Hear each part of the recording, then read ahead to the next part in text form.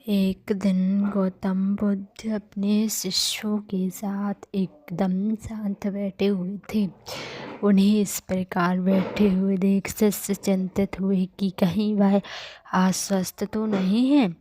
एक शिष्य ने उनसे पूछा कि आज वह मौन क्यों बैठे हैं, क्या शिष्यों से कोई गलती हो गई है। इसी बीच एक अन्य शिष्य ने पूछा कि क्या वह आश्वस्त हैं, पर बुद्ध मौन रहे। तभी कुछ दूर खड़ा व्यक्ति जोर से चिल्लाया, आज मुझे सभा में बैठने की अनुमति क्यों नहीं दी गई है।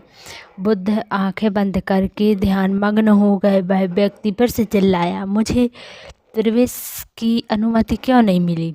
इसी बीच एक उदार शिष्य ने उसका पक्ष लेते हुए कहा कि उसे सभा में आने की अनुमति प्रदान की जाए। बुद्ध ने आंखें खोली और बोले, नहीं, वह अछूत है और उसे आज्ञा नहीं दी जा सकती।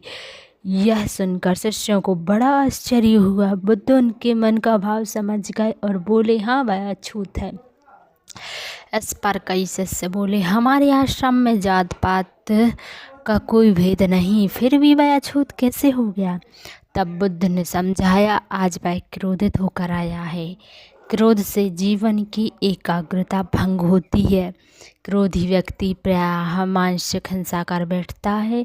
इसलिए जब तक वह क्रोध में रहता है तब तक वह अछूत होता है। इसलिए उसे कुछ समय एकांत में खड़े रहना चाहिए। क्रोधित शिष्य भी बुद्ध की बातें सुन रहा था। पश्चाताप की अग्नि में तपकर वह समझ गया कि अहिंसा ही मनुष्य का महान कर्तव्य परम धर्म है। वह बुद्ध के चरणों में गिर पड़ा और कभी क्रोध न करने का प्रण लिया। शिक्षा आशा यह है कि क्रोध के कारण व्यक्ति अनर्थ कर बैठता है और पश्चाताप उसे बाद में होता है, जिसका कोई लाभ नहीं मिलता।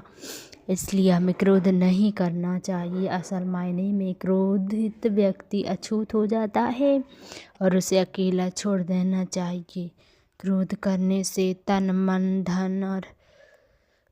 धन तीनों की हानि होती है। क्रोध से ज़्यादा हानिकारक कोई और वस्तु नहीं है।